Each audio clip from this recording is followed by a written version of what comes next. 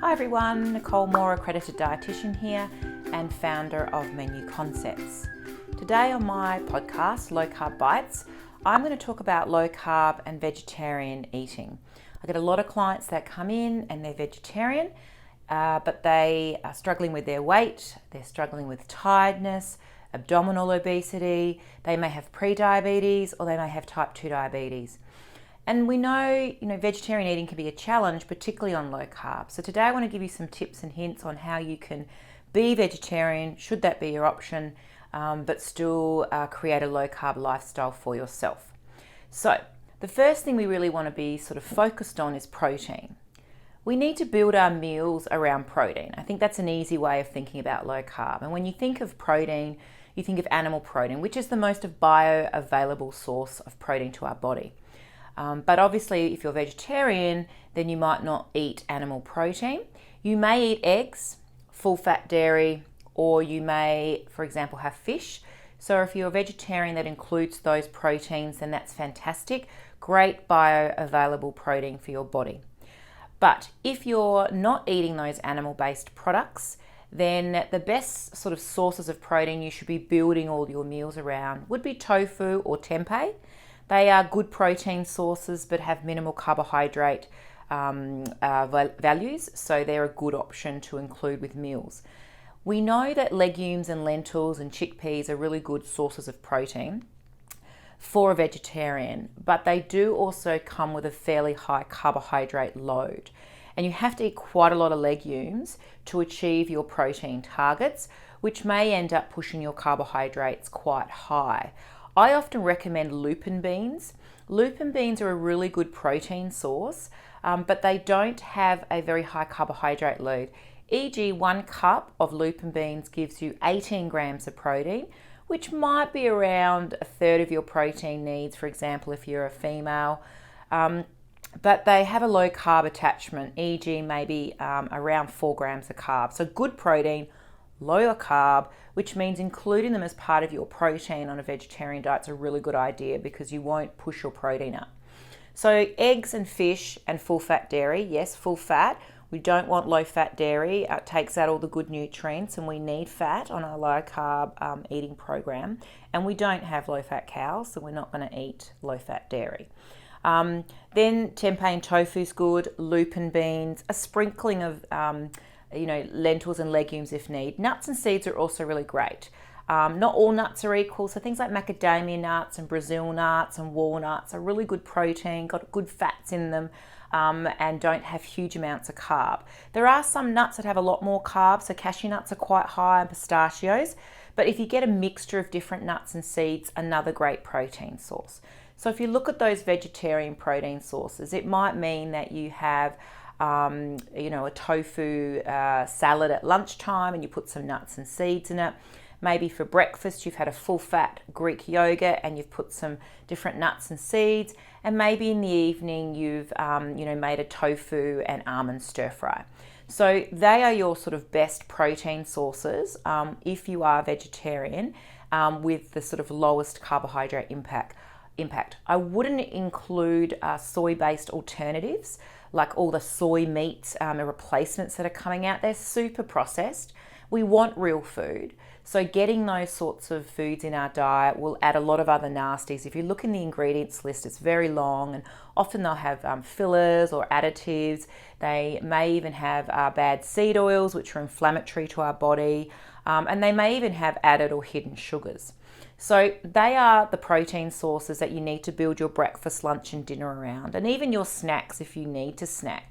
So grabbing some macadamia nuts or maybe a sugar-free nut butter with some celery, some salted pepita seeds are great choices, a full-fat Greek yogurt, and if you eat eggs, a boiled egg with some Himalayan salt. So that's your protein, okay? Avoid too many legumes, avoid things like processed soy-based meats. Now the next macronutrient we need is healthy fats. So for healthy fats, if you're vegetarian, go for coconut oil, go for olive oil. So try to sort of stick to those main fats. If you get a lot of seeded oils in, they oxidize when they're cooked And that oxidation creates inflammation. It impacts and damages your liver. It oxidizes the cholesterol in your body. So you want to avoid seed oil. So coconut oil or olive oil are good options to use. Healthy fats include nuts and seeds. So whole raw nuts and seeds, and healthy fats include avocado, which is a superfood. So it's including those things with your protein.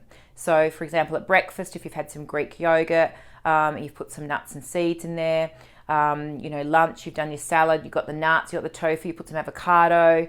And again, for dinner, cook your meal in some, organic coconut oil or some olive oil with your nuts and seeds and your tofu, and sort of get lots of different protein options in there to sort of get lots of different types of nutrients that you need. So that's our protein covered for a vegetarian diet, but low carb. And that's our healthy fats also covered on low carb.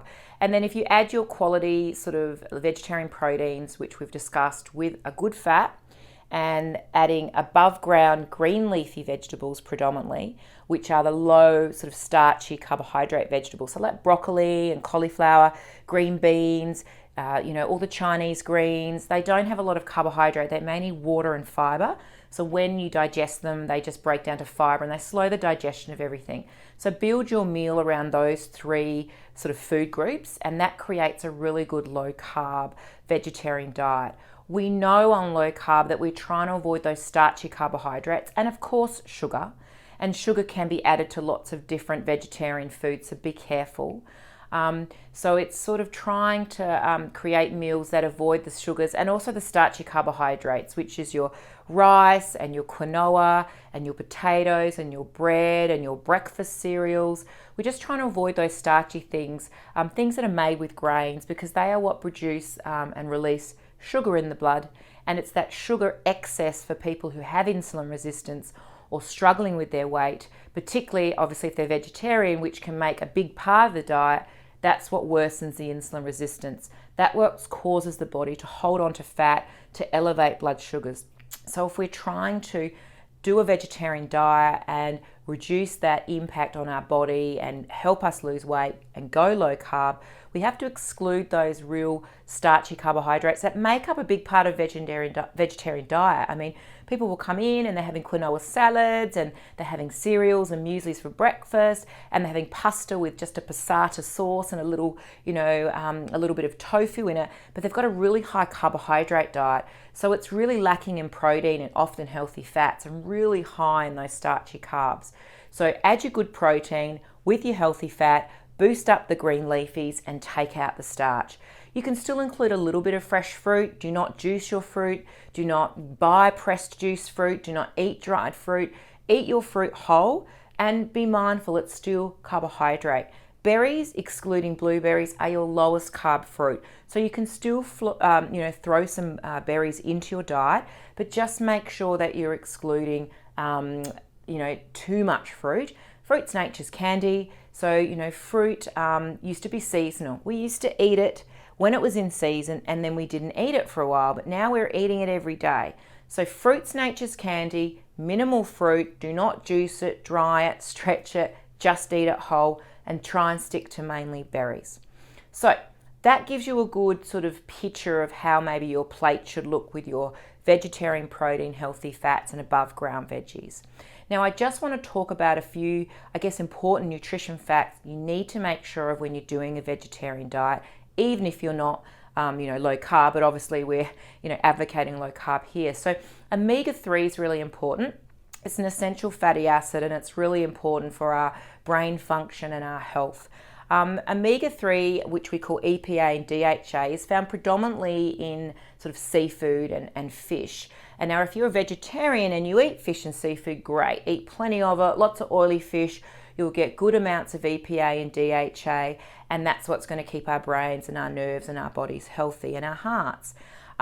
If you're not eating fish, then you need to get a plant omega-3 fatty acid source, and that's known as ALA. So it's just a different fatty acid, and it's not converted as well to EPA and DHA. It's very poorly converted. So you have to eat a lot of plant omega-3 really to get your omega-3 fatty acids in. Seeds are really, really good. So flax seeds and linseed seeds and chia seeds, they're going to give you some good omega-3. But some superfoods you can include would be seaweed and marine algal oil. So these two guys are plants, so that's a tick if you're vegetarian, but they actually have the more active EPA and DHA sort of fatty acids that you find in an animal product, an animal seafood product. So I would always say, include plenty of seeds in your diet, but also include some seaweed, maybe snack on salted seaweed in between, great iodine as well. And also, including the algal oil, which you'll probably find in your health food shops or ideally online.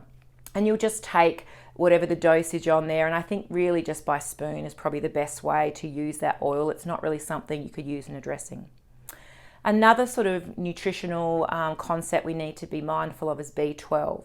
Because B12 is found in a lot of animal foods. So therefore, if you're not eating animal-based foods, you're going to miss out on that B12. And again, that's really essential for our health. So B12, if you're not eating, meat, is found in eggs. It's also found in full-fat dairy. So if you have a bit of hard cheese, not low-fat. If you have some full-fat Greek yogurt, not low-fat, and you have a little bit of full-fat milk, they will give you some good B12. Just be mindful that milk per cup is about 12 to 14 grams of carbohydrate. And remember, a low-carb diet sits at around 50 grams for the day. So if you drink too much milk and guzzle it down, sure, your B12 might be good, but you're going to give yourself too much carbohydrate. Also, some people find dairy is quite insulinemic. So it can give you elevated insulin if you are sort of having a lot of it for some people. So just bear that in mind. But, use your full-fat dairy to get your B12. Use your eggs. And if you're not sort of having any of those animal products, then I would suggest nutritional yeast. Nutritional yeast, if you get a fortified nutritional yeast, will also give you some good amounts. In fact, I think about a tablespoon or two will give you 100% of your B12. Probably not as available to the body as the meat sources, but certainly you can use it in your stir fries or add it in your soups. It's sort of savory, so I would use it for your cooking. So fortified nutritional yeast would be another way to get your B12, your full-fat dairy, and your eggs are good options as well to bring in. The final thing I want to talk about is iron, because obviously as a vegetarian, if you're not eating you're not eating any red meat or chicken, you're really lacking the ability to get a lot of what we call heme iron, which is the iron that comes from an animal. Now, if you eat eggs and you eat a little bit of fish, you're going to get some iron that way. But if you're really relying solely on plant food, you have to kind of use lots of green leafy vegetables. You've got to use lots of nuts and seeds. Dark chocolate, super dark chocolate, like 85% cacao, that is also going to give you some iron. And if you can throw in a few eggs, great, because they've also got iron in them. So green leafies and lots of nuts and seeds to try and pack in more of your iron needs that are low carb, okay? Now, because plant iron is what we call non-heme, it doesn't get absorbed as well. So it's really important to add vitamin C. Now, adding to any meal vitamin C, particularly if you're vegetarian, is going to help absorb and bring that iron into the blood. So vitamin C we know is found in fruit, and I don't want you to have a whole lot of fruit, and I certainly don't want you drinking juice with every meal. So you can get good vitamin C in capsicum, tomatoes, even avocado. So make sure you're including those with your meals where possible to increase absorption. There are other things that actually block the absorption of iron into the body. And these guys are things like alcohol, tea, and coffee. So have your vitamin C low carb foods with your salads, with your stir fries, avocado in the morning, nuts and seeds, which are in your salad. You can put your capsicum. So boost your vitamin C that way, and try not to drink alcohol, tea or coffee with the meal so you don't sort of bind the iron and stop it from absorbing. So look, that's probably enough for today, guys. I hope that you understand how to build a low carb life using your good quality vegetarian proteins, vegetarian healthy fats and above ground veggies, and that will give you a few ideas of how you can do it without compromising your carbohydrate load. It'll also hopefully have given you some ideas of how to boost your iron, how to make sure you're getting your omega-3, and how to make sure you're getting your B12. So keep at it, guys. I hope you're enjoying low carb. I hope that every podcast you listen to gives you another little tip. Share this with any of your friends, particularly your vegetarian friends. If you want more information, recipes, low carb vegetarian recipes, go to my website as below, www.menuconcepts.com.au, and I look forward to chatting to you again soon. Bye for now.